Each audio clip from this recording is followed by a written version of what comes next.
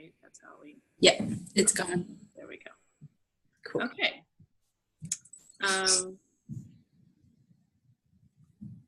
So since you're the only other team member here, I will ask you. Let me see. It's asking it to talk about or list the positive results of the pilot program, like that mentoring program for the Federal Reserve Bank. Yeah. I thought there were a lot of good comments from the mentees.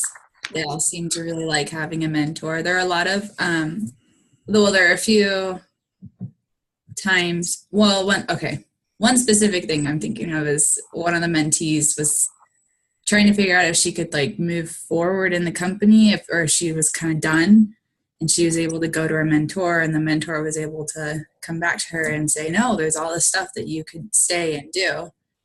And then like she was trying to I think she was thinking about leaving the company or something, wasn't she? Yeah, well, and I think there were a couple times that people were like, I don't know if I want to stay here, but then the mentors were able to tell them like their options and give them support.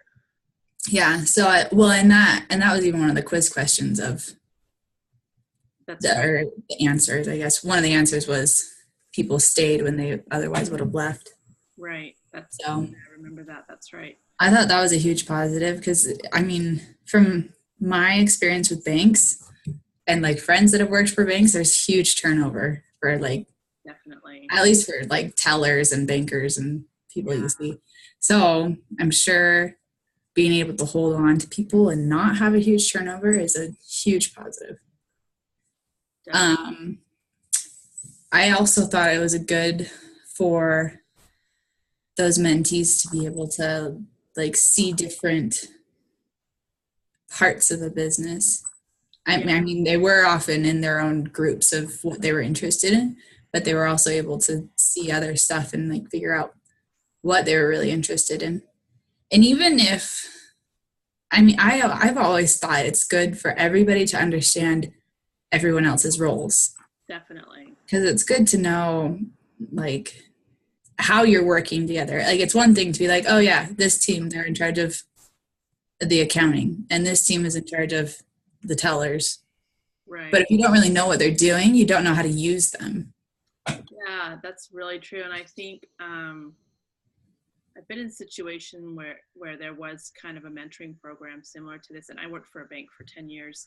And like just understanding other people's jobs, their roles in the company better helps you to work with them better, because like I was a loan officer and I had to work with the document preparation department a lot, and we would get frustrated with like our departments would get frustrated with each other a lot because of certain things. And but we would like kind of cross train and just to see what each other's departments were doing, and we were able to understand better what like the challenges they faced and or what they had to deal with, and the same with us. And so it helped us understand each other's roles better and helped us to work together to accomplish what we needed to accomplish better, I felt like. So yeah, that's a good point where you're able to know, oh, they're busy doing something else, I probably shouldn't bother them with this thing that I could handle, but usually I go to them.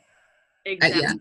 Yeah. Just understanding, okay, I can see why this is a challenge for them to do this because of this problem, other, these other obstacles that they have to get through to, just different things like that. So yeah, it was really good. And so, yeah, I agree. I think it's really helpful and beneficial to understand other people and like their roles in the company, that, other departments and things. So I think it creates a better just working relationship all around. And I liked how, what was her name? Stephanie, the one who oversaw it and kind of implemented. Amy. Her last name. Amy Rubenstein? Amy. I don't know why I thought Stephanie. I think there is there's been a Stephanie. That sounds familiar too. Yeah, I don't know why. But like there was that one instance where she, one supervisor was not allowing the 2 hours, I think it was 2 hours a week.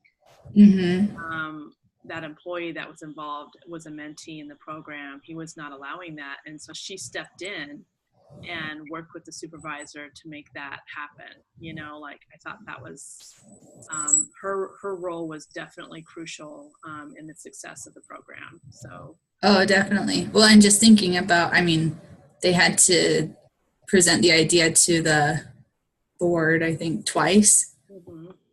So it already was kind of not super welcomed. Yeah, at So first being a lot of able people to, weren't on board. Yeah, that's yeah, so being able to have her be that middleman and saying, and well, and somebody mentioned, um, I think one of the mentees, they said something about like the upper management needed to make sure that all the departments knew that this was supposed to benefit everybody, not just their own departments, or exactly. it wasn't going to benefit just another department, but it was going to benefit everybody.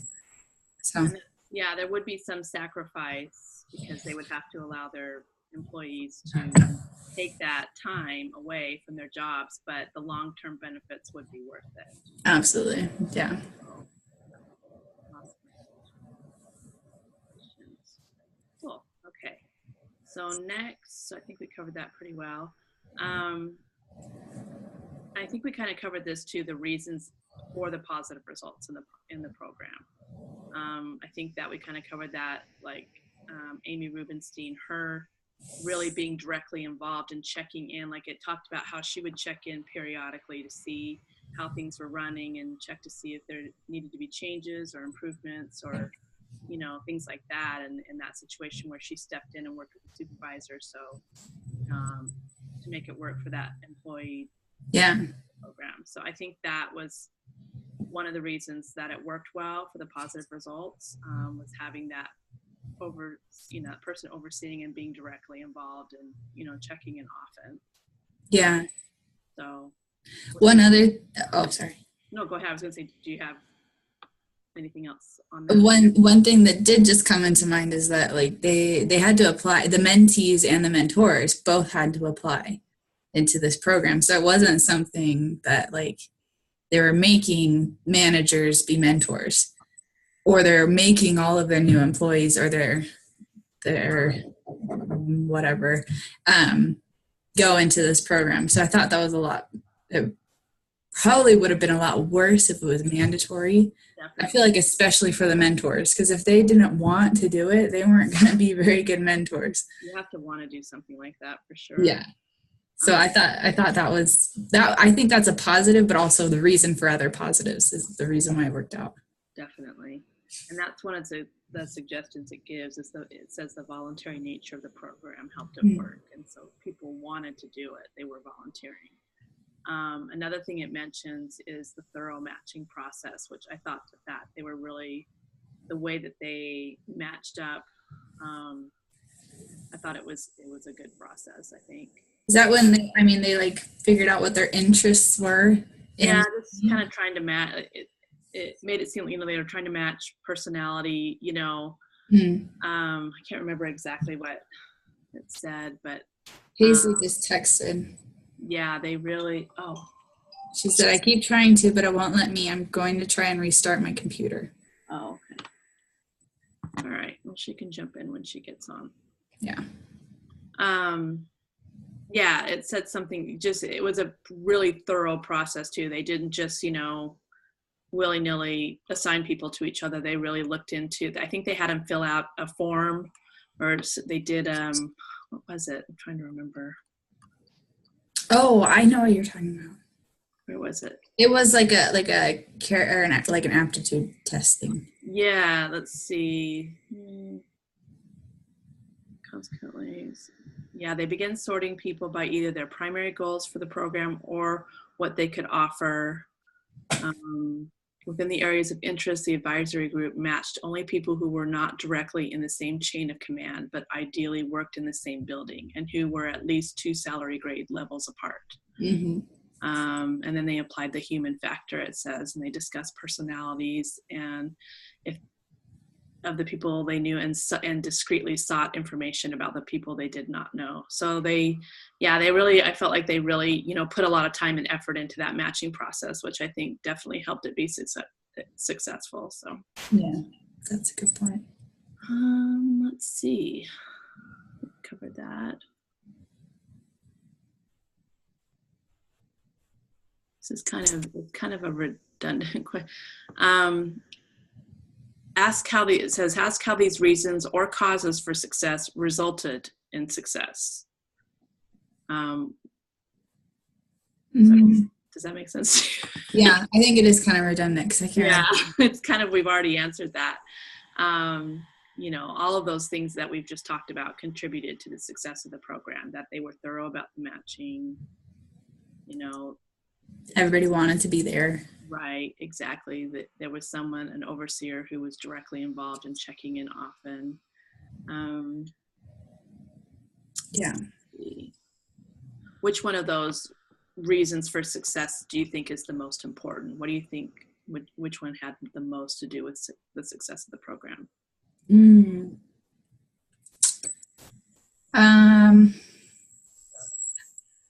I really think the voluntary aspect was probably the biggest reason why it worked.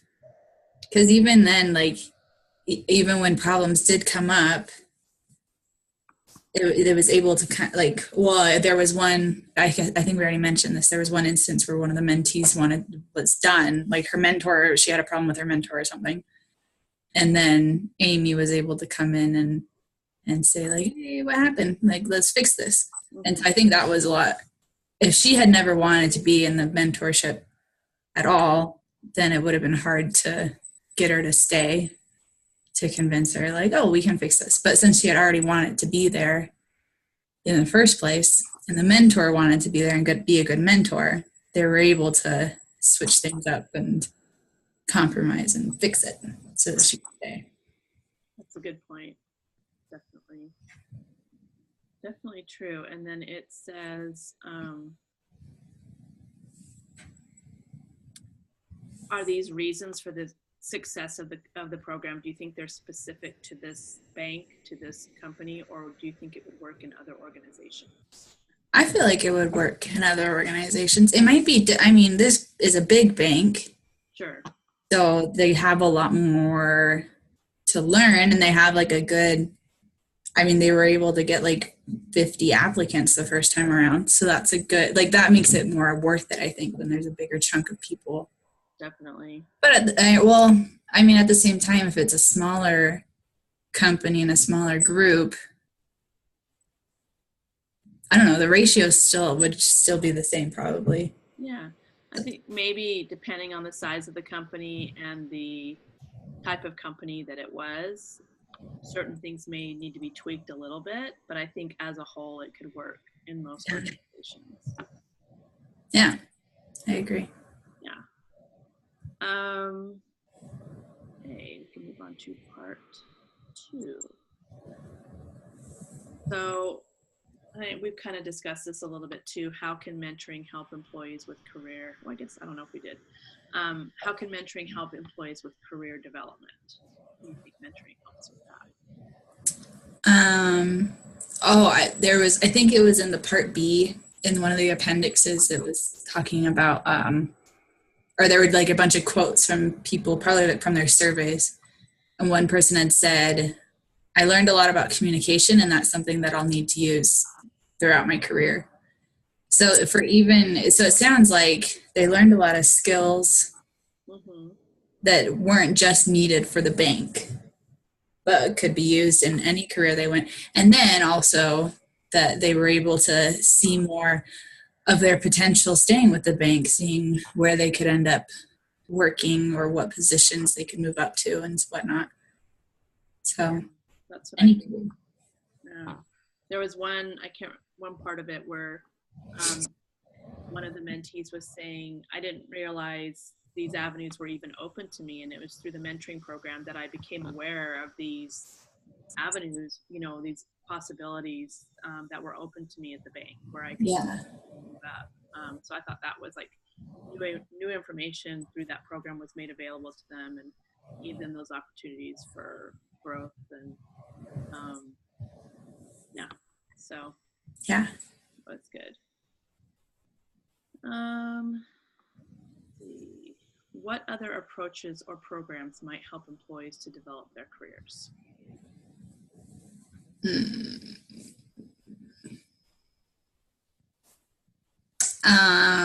Like within the bank, there could be a communication of when positions are open, and specifically with that saying, like, if to be a loan officer, will accept applicants who have been tellers and who have been bankers and who have been whatever, to kind of see like, oh, I'm a teller right now. This position says, or this position for a loan officer would accept my application. I don't know if that's really answering the question. But I think it is. Yeah. I see what you're talking about. Like, just, making people aware, having some sort of system where they're being made more aware of what job openings there are within the bank. And like outside the mentorship, because when you're in the mentorship, it's easy to see like, to go to your mentor and say, hey, I'm kind of sick of just being here. Can I do anything else? And they would be able to get that information to them. But if the company's willing to just offer that freely without people inquiring about it, I feel like that shows, I feel like that's a good sign of loyalty from the company to the employees, of making sure that they know they need somebody to take this position and they are offering it to them. And I think also offering opportunities for training. So that they can become eligible for certain positions that might require that. Continued education. I think it was a different class that I read something about, like how important it's been to other companies to offer those, or even like tuition refunds and stuff, because they want to make sure their employees are continuing their education in and out of the company. I definitely think that creates loyalty to a company when you offer those things. I think slowly more and more companies are coming to the realization of that they invest in their employees and offer those things, that they will keep good employees. They'll keep talent. So I agree. It says to ask have you had any experience with mentoring, whether formal, informal, as a mentor or a mentee?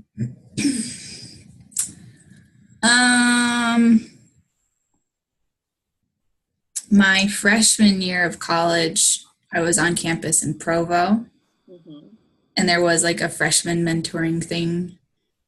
I don't think it was required, but my mom required it. Oh, okay. Or something. I did it, but it was really lame. I mean, like the mentors, I think they got paid for it a little bit. They didn't do a ton. I mean, they did as much as you needed them to do, but I was just kind of like, I'm good.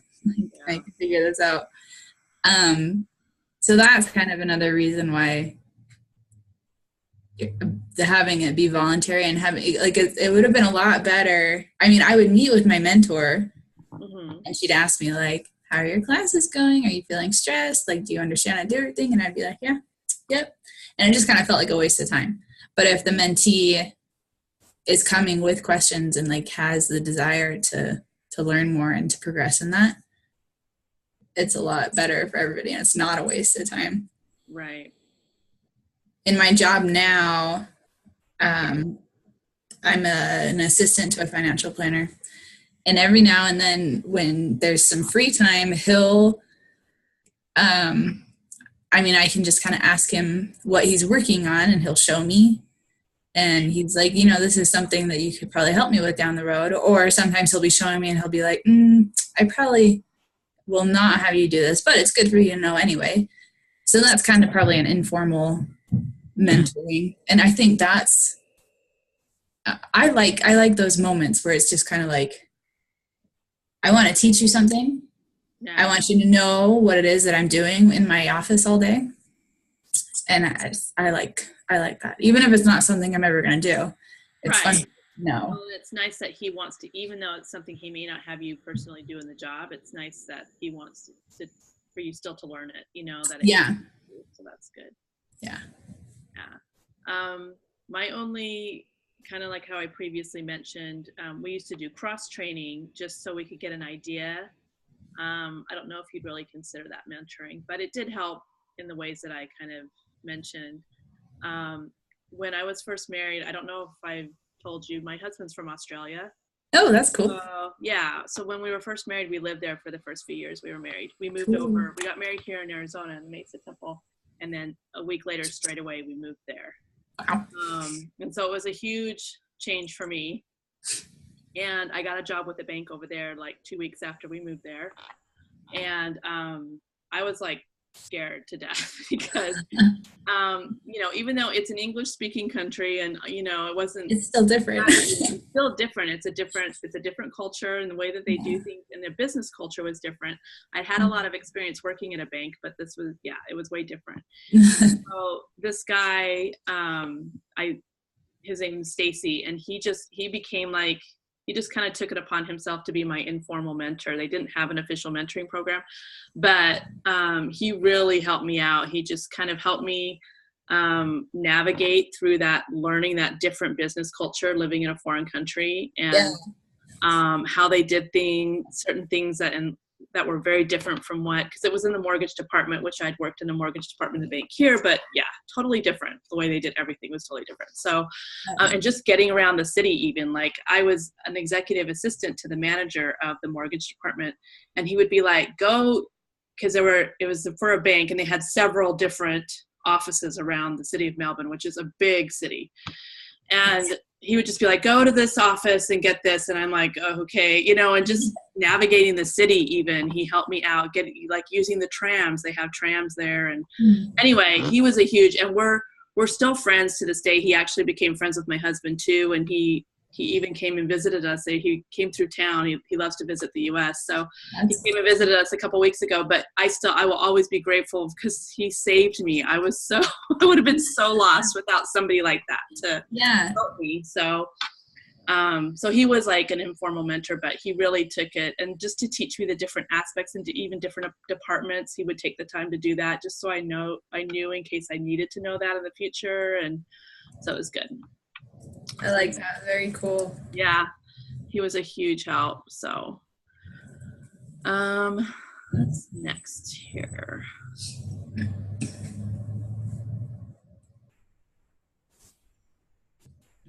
Yeah, we kind of, the benefits. It said to mention like the obstacles. You kind of mentioned the downsides. Yeah, we kind of covered that. So part 3, would a less formal mentoring program be even better, where mentees are free to find whatever mentors they need to help them progress in their careers rather than being assigned to someone? I feel like that might work for some people. So I don't know, to have like a universal mentor that will just take help or give help whenever it's asked. But I think at the same time, it is helpful to have that assigned person that you can develop a relationship with. And I mean, it's kind of like home teaching or visiting teaching. Like, even though it is assigned, at the same time, it's nice that you can have that one person you can always go to, and that over time you do develop that friendship and you feel a lot more comfortable going to them. And that they are also responsible for reaching out to you and checking up on you. Right. So, but at the same time, there are some people that maybe they don't want to be reached out to, or they don't have a ton of questions, but they want to have somebody they can go to if and when that happens to come up. So I'm not sure. Having both would be good. Yeah, I feel the same. I'm kind of split. Like, I can see in some circumstances how being able to choose your own mentor might be beneficial. But I felt like in this particular example that we read about, them being assigned and the way that they did it, because they went through a very, like thorough process of assigning them, I thought that worked really well too. Yeah. So I guess it depends on the situation. I don't know. Yeah. I mean, when I think about a formal mentorship, it is where you assign people. Right. That's Um, how I would consider it too. Yeah. so then I guess it would just depend on how serious the company's feeling about Yeah. wanting to mentor their people. Right. How truly formal, I guess, Yeah. is. Cool. Okay.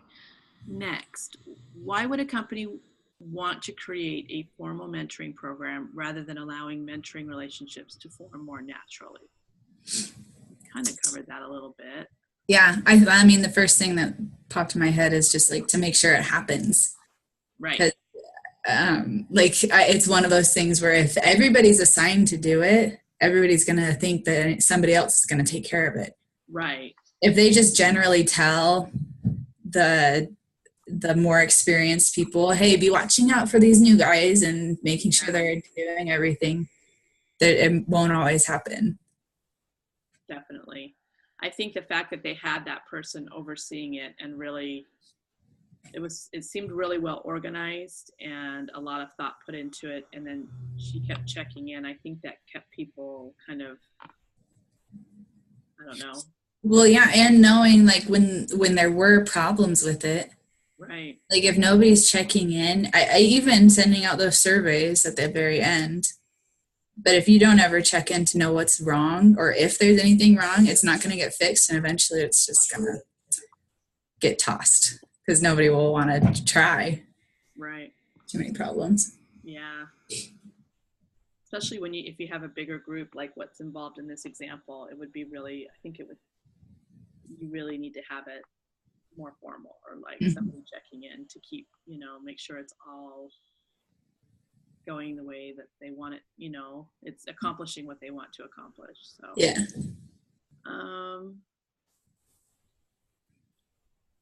And can you think of anything that could have been improved in this example that we read about, Federal Reserve Bank program?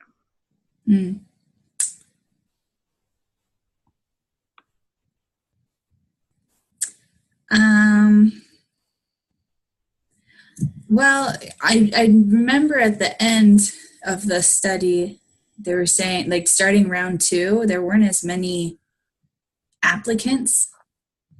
I don't think it ever said like a reason why, but I wonder if part of the reason why there weren't as many applicants is because they had to turn people away. I mean, that's just my own thing of like, I hate applying for something and then getting denied and then having the opportunity to try again. I'm like, well, I didn't get in last time, so why would I try again? Yeah. So I wonder if there'd be a way to just like, I mean, I know there has to be a limit, but finding something or letting people know you're on the list for next year. Yeah, we ran out of spaces this time, but the next round you're in for sure, or something. Yeah. Like that. Or figuring out whatever the reason was that it wasn't as, maybe there just weren't enough new people. I don't know. Yeah. Whatever that issue was, fixing that. But I can't really think of any other. Well, that's a good one, I think, because that was one of that was like the very next question, basically. You kind of touched on it, and that was because I was trying to think of this when I was reading it. Why do you think less people signed up for the second round? And I think what you just hit on may be definitely one of the reasons is they were discouraged by not getting in the first round, or the people that didn't get in the first time. But I don't know. Yeah, can you think of any other reasons why not very many people signed up for the second round? The only other thing that would make sense to me is that like the first time they did it, there were 100 people that qualified for it. And then the next year, there were only like 70 people that qualified for it. So that ratio would still say the same of how many people applied for it or not. Well, I know it was a big bank. I don't know if it mentioned how many people actually worked in that bank. Yeah. So, part of it, would they need that some of the mentors to do it again, and that is a big responsibility. It's something big, pretty big to take on. I don't know. Maybe that had something to do with it. That's true. Yeah, that could be. Yeah. Did it say, I can't even remember, like I can't either if it said how big the bank, how many employees the bank had all up. I don't know if it said that. I don't think so. I don't think it did either. What do you think the company could do to get more applicants in that second round? Other tactics or? Well, just off your idea of like with mentors not wanting to apply, not wanting to do it over and over, they could just kind of go throughout the company and see who is willing to be a mentor, and then having them cycle, like maybe every 3 years or every other year. That's a good idea. That might mean that there would be less spots. Like if there's only 50 I just saw where the first round, I think they had like 37 mentors apply. Yeah, we ended up having 37 mentors. So if there's only 37, maybe 40 people that are willing to do it, right, and they do every other year, they could only have 20 mentors. Are the mentors and the mentees one-on-one? I think so. That's the impression that I got. Okay, so then they would only have, I think later on, or somewhere they said they had wanted to have 25. So that would be limiting it even more. Right.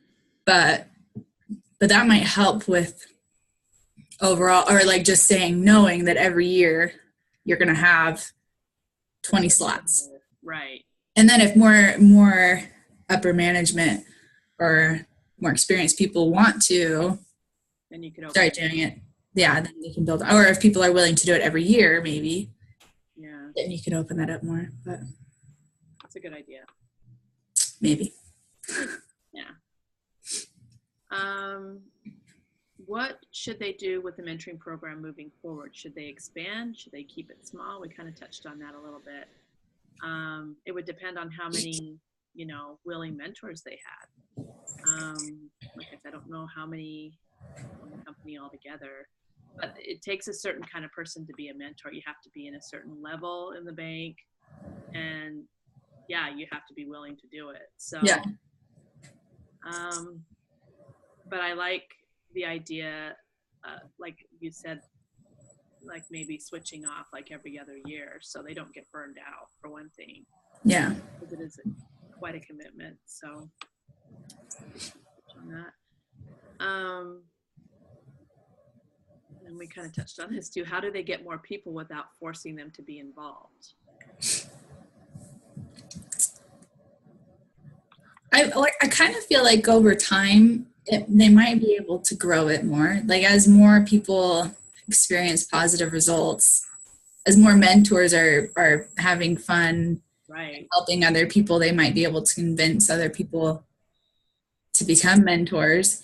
And the mentees, eventually they will want to become mentors because they'll remember the benefits that they had, and they'll want to pay it forward.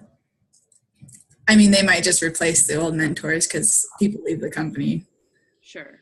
And then also mentees, it might be good to have mentees kind of recruit the idea of letting new hires know, hey, there's this mentor program. I did it. I thought it was really cool, really beneficial. You should try it out.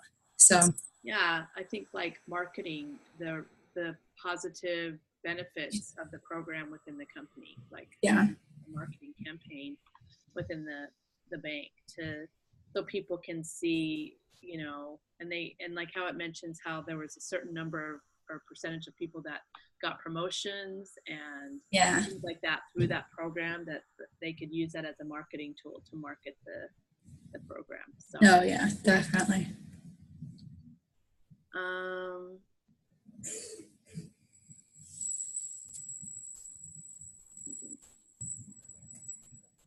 How do they encourage people who really need mentoring to get mentoring? And I think we kind of touched on that, how like marketing it and using the mentees who have done the program and seen how it can be successful and how it can be a benefit to them, like passing the word along, helping to recruit using their personal experiences. Yeah. Well, and I just like the way that that's worded, I think it said, how do you get people who need it to come? And that just kind of makes me think of like, how do you get the problem children to come and get counseling? Right. But I really liked that this program was catered toward those who haven't had as much experience or access to experience. Yeah. So that could be part of their marketing of saying like, I mean, kind of like this is catered to the disadvantaged. I don't know how the good way to say that, but making sure that people know if you haven't had experience, this is where you need to come. This is for the people who haven't had experience yet. And you can find out about other areas of the bank and what's available and open to you.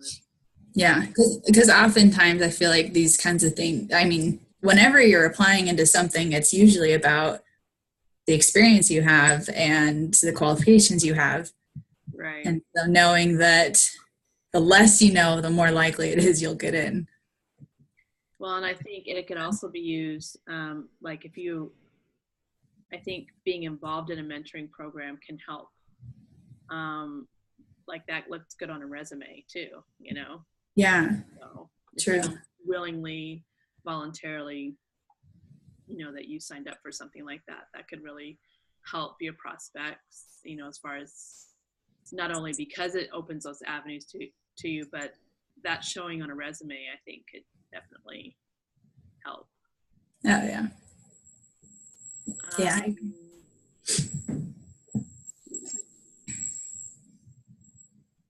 And how we've kind of touched on this, how do we get enough people to mentor? How do you get enough people? Yeah. Yeah, I think marketing it. Oh, were we supposed to be talking about how to get mentors? No, we were talking, it was like, how do we get people who need mentoring? That was the previous question, to do the mentoring. And this one is, how do we get enough mentors? Oh, okay. Now we're okay. I think offering bonus stuff. Yeah.